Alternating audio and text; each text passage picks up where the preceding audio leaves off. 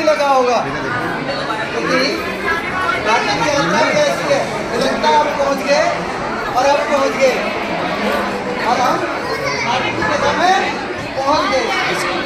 बुलहारे के सहारे की है।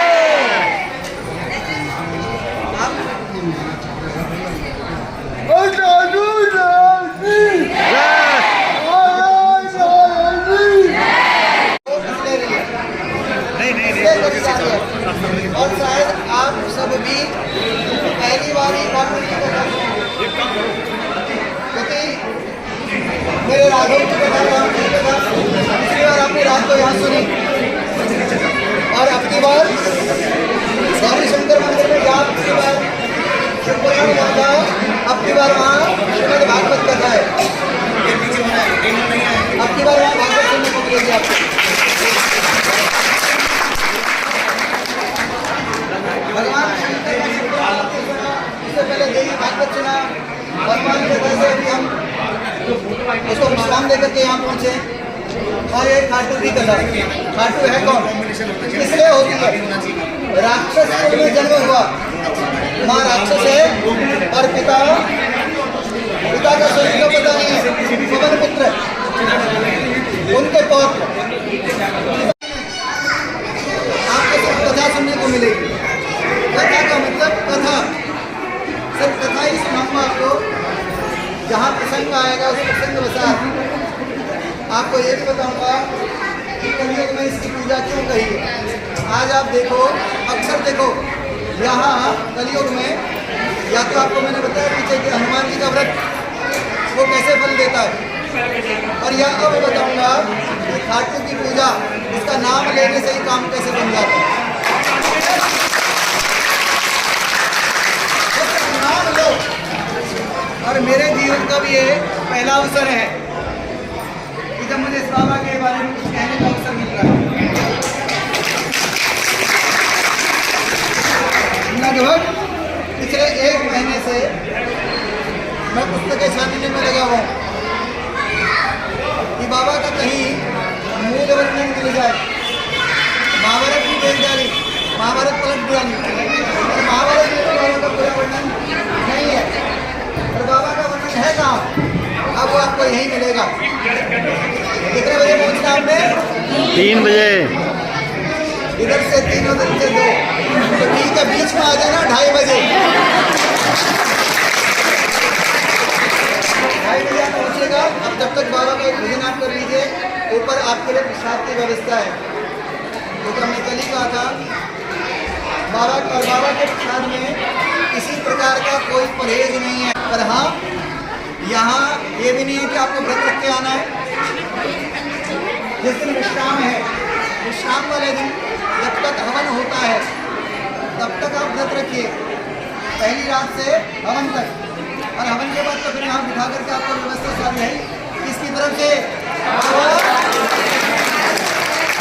सारी व्यवस्था उनकी तरफ से है। समय से आपने पहुँचना है। और आप तो ये वास्तव में कहता हूँ कि बाबा की कृपा, मुझे भी नहीं पता कि बोलना क्या है, वही बुलवाएगा, समझ लेना, वही कहने वाला है अपने बारे में। कल रात तक भी मैं सोच रहा था कि कहूँगा क्या बोलूँगा।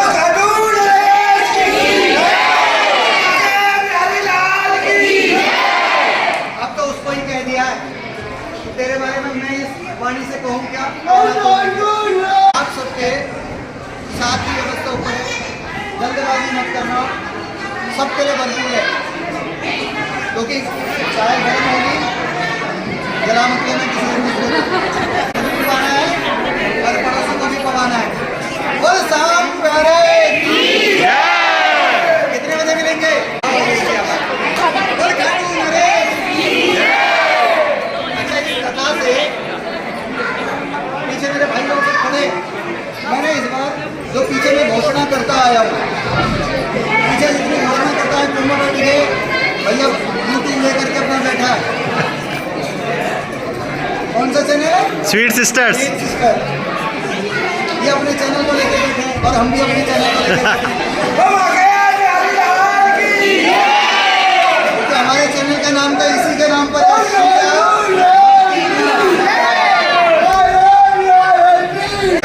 आवाज कैसे निकलती है।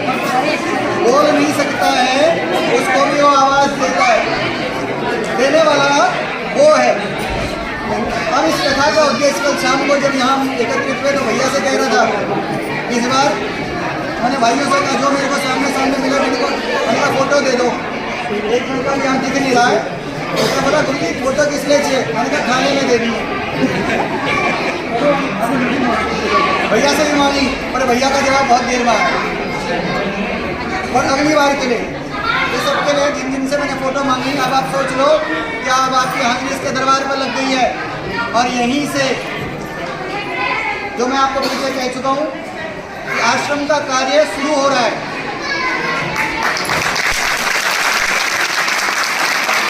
आश्रम का कार्य शुरू हो रहा है और अब आपने, मैं ये नहीं कहता हूँ कि आप हनुमान जी की तरह गोवर्धन लेके आओगे, मैं कहता हूँ सिर्फ आप गिलहरी की तरह अपना सहयोग दोगे और उसी सहयोग को लेने, क्योंकि अगर मैं अकेला करूँ तो इसकी कृपा है ना, वो अकेला व्यक्ति कर सकता है और अभिमान आ जाएगा। कल को ये कह दूंगा कि ये तो मैंने बनवाया, ये तो मैंने करवाया, तो उस अभिमान को मिटाने के लिए आप सबका सहयोग चाहिए। बाबा की सेवा में जो देना चाहें उसके लिए भी और संस्था से जुड़ने के लिए भी। जो 50 लोग हैं, 51 लोग, खुद को भूल जा रहा हूँ, वो तो बाबा के लिए समर्पित है ही कि हमने करना है, क्योंकि चाहे मैं राम बोलो या श्याम बोलो, है तो वो एक ही है, बस उसी के निमित्त हैं। किसी शायर ने कहा था कि चल रहा हूँ अकेला, कोई सहारा नहीं है, चल रहा हूँ अकेला, कोई साथ नहीं है, पर मुझे डर नहीं किसी का, क्योंकि वो परवरदिगार मेरे साथ है। वो काफिला अकेला चलते चलते एक समूह में परिवर्तित हो जाता है और वो समूह आज आपने यहाँ दिखा दिया। बोल श्याम की जय, बोल खाटू श्याम की जय, श्याम की जय, श्याम की जय।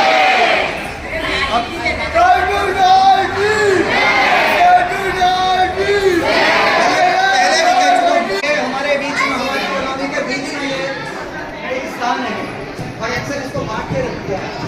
अक्सर बांट के क्या रखा है, भैया इसे जरूर रिकॉर्ड करेंगे। बांट के क्या रखा है कि यहाँ कह देते हैं कुमाऊँ वाले का है, ये गढ़वाल वाले का है, ये पहाड़ियों का है और ये देशियों का है। तो ये भावना मुझे यहाँ से मिटानी है। मुझे सिर्फ एक ही भावना चाहिए कि हम सब यहाँ इसके दरबार पर कभी किसी का कोई भेदभाव नहीं है। जब तुम पैदा हुए थे उस समय ठप्पा लगा के लाए थे क्या? जिस घर में पैदा हुए वैसी ही वाणी बोल दी थी आपने, उसके लिए कोई आवश्यकता नहीं थी। तो इसलिए आप सारे के सारे एक हो। और आप ये मत सोचना, क्योंकि आपको ये कारण इसलिए बोल रहा हूँ, बाद में तो ये कई देशों में जाएगी लाइव, अभी तो भाई की कहाँ जा रही है वो पता नहीं। अरे एक मिनट, ये विशेष इसलिए बोल रहा हूँ, आगे जाकर के हमने अपना जीवन लगभग व्यतीत कर दिया, आधा जीवन सबने बिता दिया और आधे का पता नहीं। पर जब हम छोटे थे या अभी 4-5 साल पहले तक भी, 4-5 साल पहले तक भी हमें यहाँ विधर्मी कोई नहीं दिखता था, और अगर होंगे भी तो वो शायद अपने घरों में होते होंगे। पर आज जब मैं विद्यालय के लिए जाता हूँ दोपहर में और दिल्ली दरबार से रिक्शे में बैठता हूँ, तो रिक्शे में बैठते ही वहाँ पर काले कपड़े वाले 2 जरूर होते हैं साथ में, कभी दिखते नहीं थे और आज हर गली गली में है।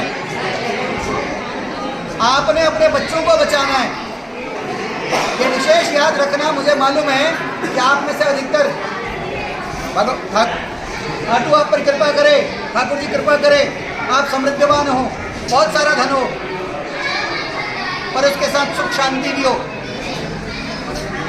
आप बेच के जाना, पर कभी किसी विधर्मी को मत बेचना, ये याद रखना। बेच के जाना पर किसी विधर्मी को मत बेचना। सोच लेना अगर आपने विधर्मी को बेचा तो आप या तो गौ हत्या कर रहे हो या फिर अपनी माता के हृदय पे छुरी से वार कर रहे हो। तो ये अपराध मत करना। मैं कहता हूँ आप सब मकान वाले हो जाओ और जिनके मकान हैं वो कोठियों वाले बन जाओ। पर अपने मूल जड़ को जरूर याद रखना, क्योंकि जो छोटे छोटे ये बच्चे हैं ना, इनका भविष्य देखना कि पहले ही आप कम हो चुके हो, अब अधिक नहीं, क्योंकि शाम को ही बोलना है ना, अभी सारा बोल दूंगा तो फिर कैसे रह जाएगा। बोल श्याम प्यारे की जय। आप सबके लिए नाश्ते की तैयारी है, आप ऊपर जाकर के प्रसाद ग्रहण कर सकते हैं। बाबा का प्रसाद है।